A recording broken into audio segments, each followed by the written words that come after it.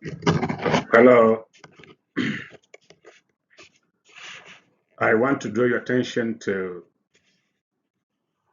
the topic on urbanization, and we want to begin by understanding common terms and concepts that are used in the study of urbanization. This is important so as to pave the way for the in-depth analysis of the entire topic on urbanization, as well as how it relates to other issues of development. So I want to welcome you to this initial introduction on urbanization by focusing on a few concepts and terms that we'll encounter in this subject. There are several terms and concepts that are often discussed under the topic urbanization, and which are not only basic but also fundamental for students who are interested in understanding several aspects about urbanization to understand from the onset. And these terms include the word urbanization itself. We also need to understand what is meant by an urban area. Another related concept is a town. We have a concept called a city. Another concept is called megacity. We have metropolis. We have suburbs. We have urban sprawl. And lastly, peri-urban areas. These are basic and fundamental concepts that we need to grasp at the beginning of this course. So let's look at each of them and see what they mean. We start by understanding what is meant by urbanization. And the word urbanization has been understood in different ways, all of which relate to the same thing. The first case, it is understood as increase in the proportion of people living in towns and cities. In other words, comparing villages and cities, if a bigger number live in a given area that meets the threshold of a country's understanding of what urbanization is, then that it becomes urbanization. So it is the proportion of the people living in towns and cities vis-a-vis those living in rural areas. That is urbanization. But it doesn't end there. It also means the transformation of an area that was previously unoccupied and where population was sparse into a densely occupied city. In other words, we can also understand urbanization as a transformation of an area that was not that previously was not occupied, or if it was occupied, the population was quite sparse, that is widely dispersed. But later on, because of that transformation, population grows, and then the area gets occupied, and with the growth of population, it transforms itself into a city. That's urbanization. But we might also want to understand urbanization as a process through which cities grow and higher percentages of the population come to live in the city. So it's a process, not an event, it's a process. Lastly, we want to look at urbanization as increasing population concentration in urban areas, and which is driven by several factors, which broadly can be categorized into social, economic, and technological factors. So these are some of the understanding of what urbanization is. We want to move further than this to understand how is the concept urbanization understood within different fields of study. So we want to understand what is urbanization as understood in the field of sociology, in the field of geography, in the field of economics, and also in the field of criminology. This is important because each of these disciplines has a particular focus on what urbanization is and what it tends to understand as far as urbanization is concerned. So sociology understands urbanization as the process of cities growing larger and more populated as people move from rural to urban areas. And this leads to what we call the demographic shifts, that is, shifts in population and the formation of densely populated settlements. So when we understand it sociologically, it means the process on how cities become large in terms of population.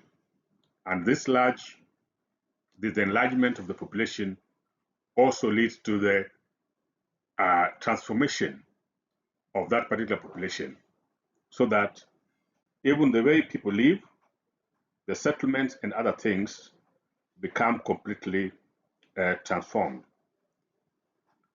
And in sociology, again, urbanization is also understood also in the context of the physical growth of an urban area. Physical growth simply means towns coming up, the geographical image or the landscape of an area changing. That is the physical growth. Then the increase in the proportion of people living in cities. So it's understood that way. So that if we have people living maybe 1,000, it moves to 5,000, to 10,000, so on and so forth. That proportion increase has certain consequences on how people are going to behave towards each other.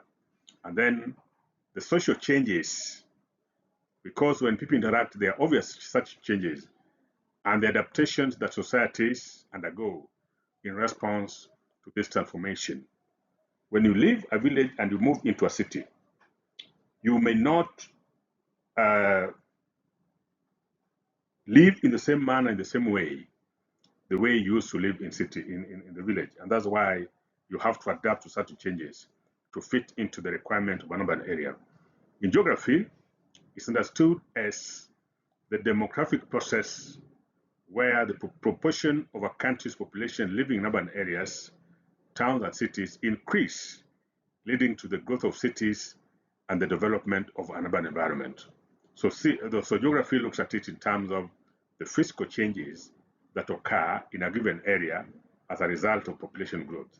And these changes might be in form of building, form of landscape, in form of vegetation and others. And it involves, in geography, it involves an understanding the shift of people from rural to urban areas and the growth of urban populations, which results in cities becoming larger and more concentrated. So this is the way geographers would wish us to understand urbanization. But urbanization is also understood in a different way in the field of economics. And economics understands urbanization as a proper process of population shift from rural to urban areas and the corresponding increase in the proportion of people living in cities and towns. And this leads to the growth of urban areas and the transformation of rural areas. In other words, they're saying if people move from rural areas to urban areas, there's a way it affects urban areas. But the rural areas where the urban population has left also transforms. And economics also understands this as a global trend that is driven by economic factors, such as industrialization, which creates job opportunities that attract people to cities and associated areas. In other words, economists understand urbanization in terms of economic benefits or economic difficulties that the development of a city from a village that transformation into a city brings. Issues such as productivity, innovation, economic development, and other things, they all come into play. And this becomes what the focus of economics. How do criminologists and experts in the field of security understand criminology, or rather understand urbanization? They understand it as a process in which cities grow larger and more numerous, leading to population shifts from rural to urban areas. And this urbanization, according to criminologists, has certain consequences, because population now becomes dense, it becomes heterogeneous. In other words, it's not homogeneous because people from different cultures, social backgrounds, occupations, and others now come and mingle, and along with the associated issues like social disorganization and poverty, and how all this leads to opportunities that different types or forms of criminals take advantage of. So, criminology understands urbanization in terms of the population growth and how that growth portends or its implication on the law, the peace, and the order, and how such mix of people from different backgrounds creates opportunity or conditions that increases likelihood of criminal activities occurring. An urban area can be understood from two perspectives. One, in terms of population size, and secondly, in terms of economic activities.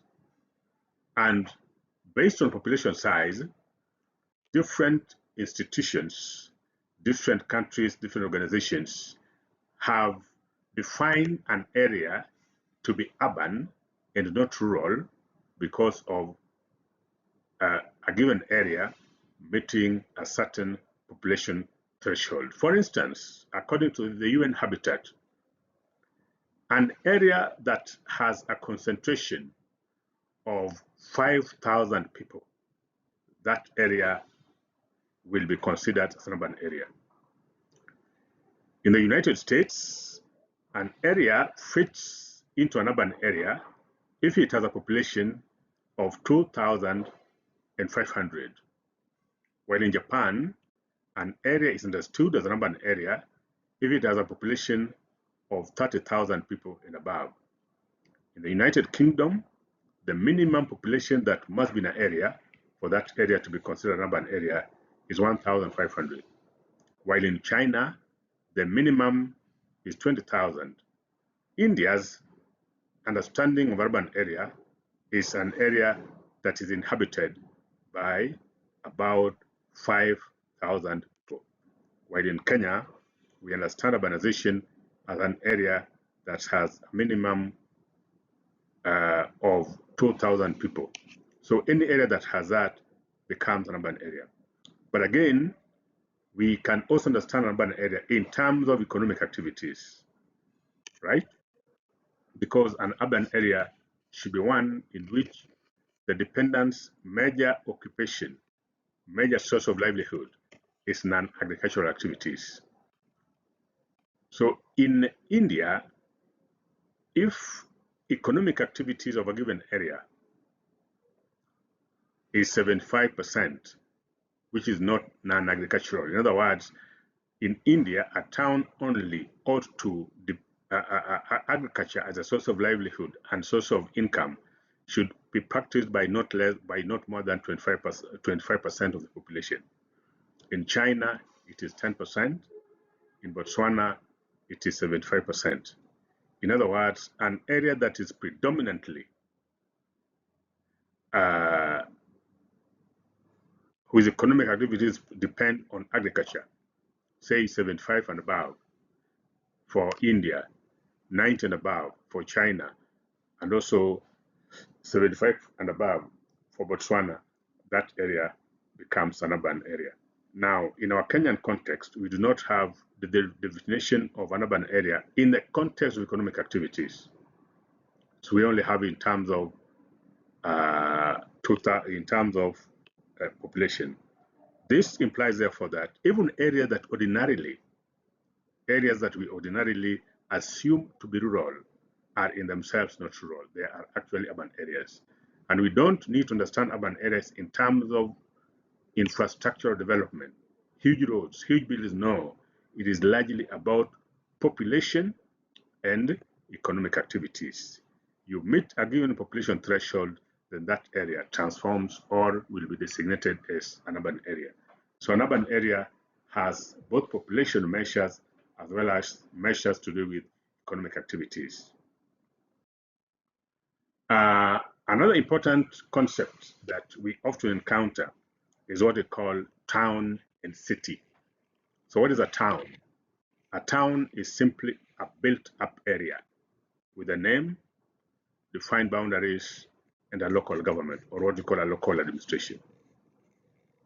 An area built up. Built up means that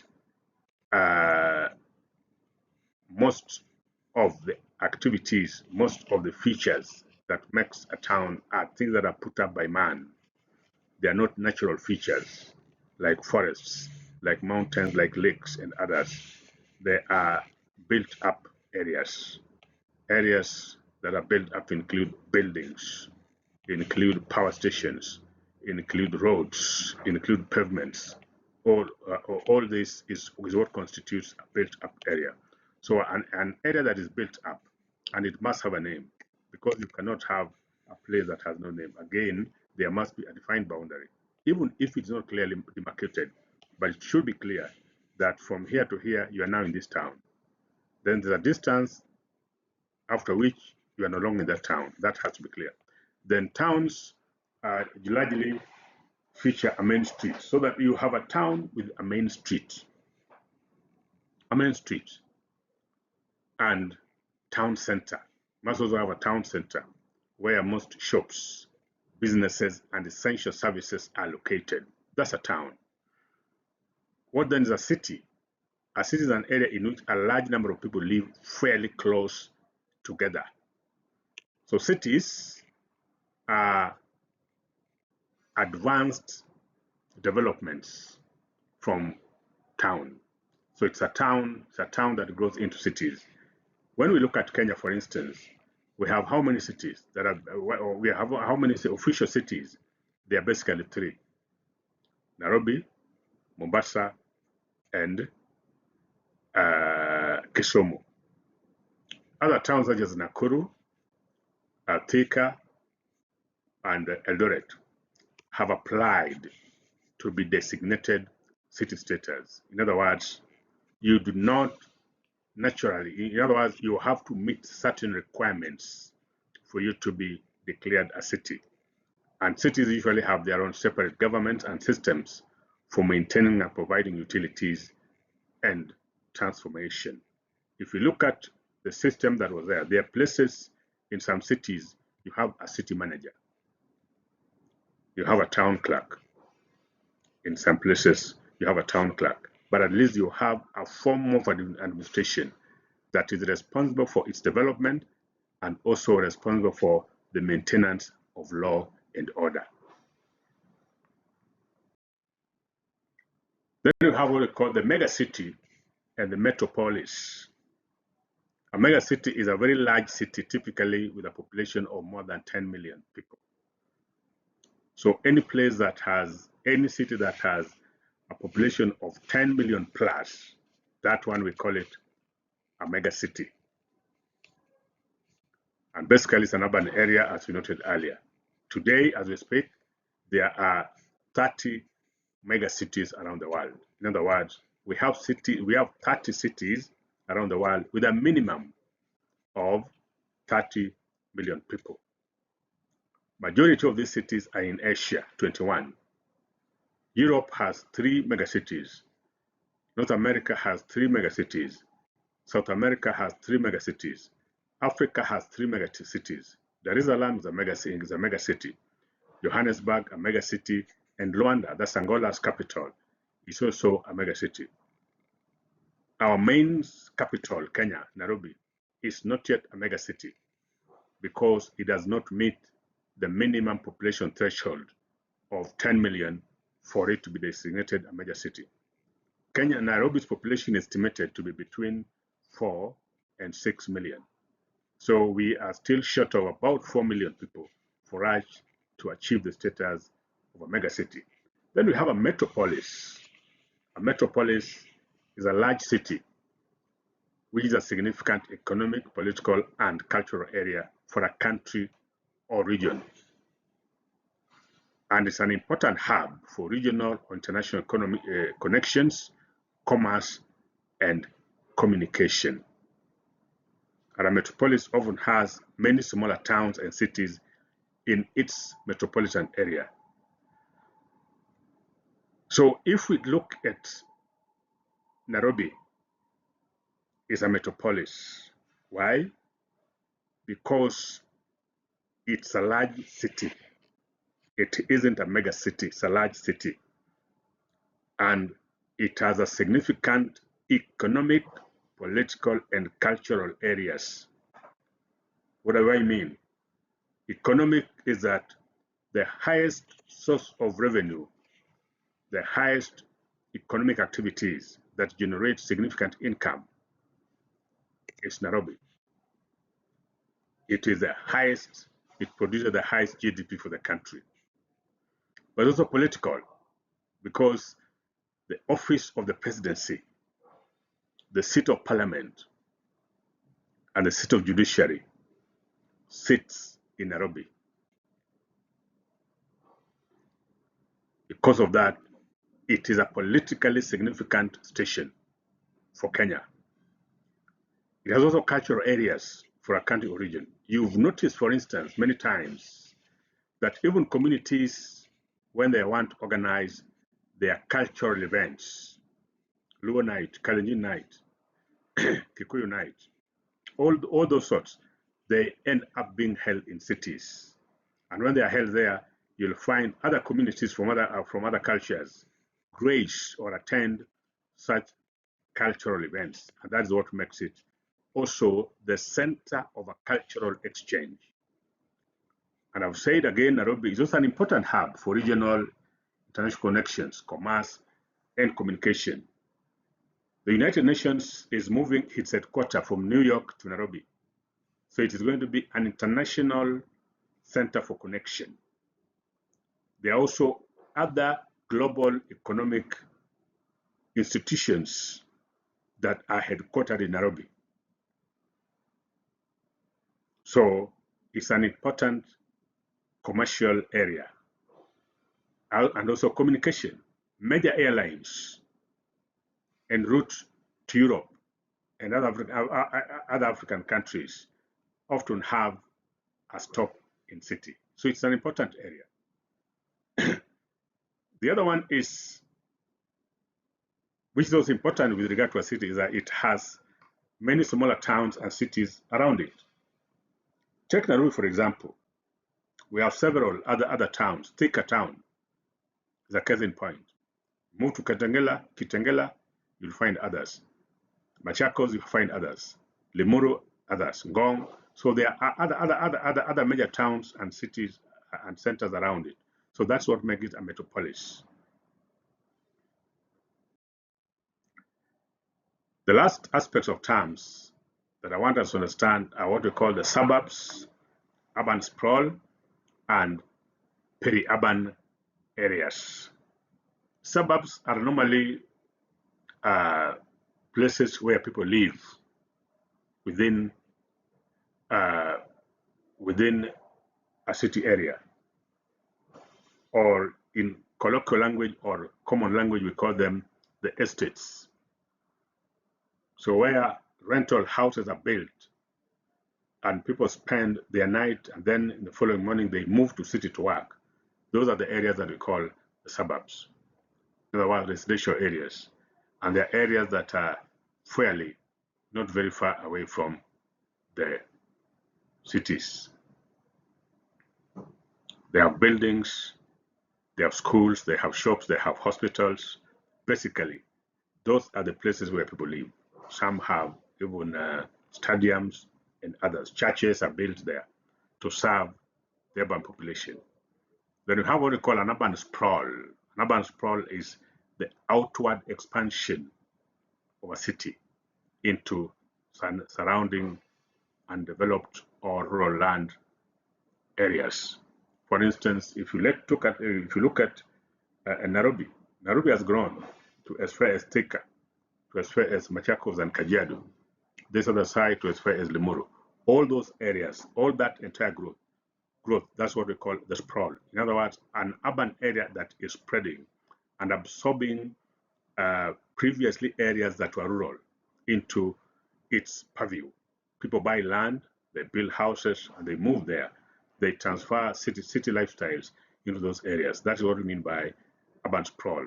And largely, it is driven by population growth, meaning as the demand for houses increases, then that population tends to move away from the city. People would buy land, establish houses, and then now that's how the city grows. Then we have what we call peri-urban areas. Peri-urban areas are basically areas that are between the rural and the cities. They are not completely within town, but again, at the same time, they are not completely within urban areas. They form the linkages. They form the bridge between the city and the town. They possess characteristics of both village life as well as urban life. That's what we mean by urban sprawls. So these are some another peri-urban. So these are some of the terms that we're likely to encounter in this course. I'm not saying that these are the only ones, but they're the major ones. We shall use them in understanding of what urbanization is, and then later on how they connect to crime. Thank you so much for your time and for listening.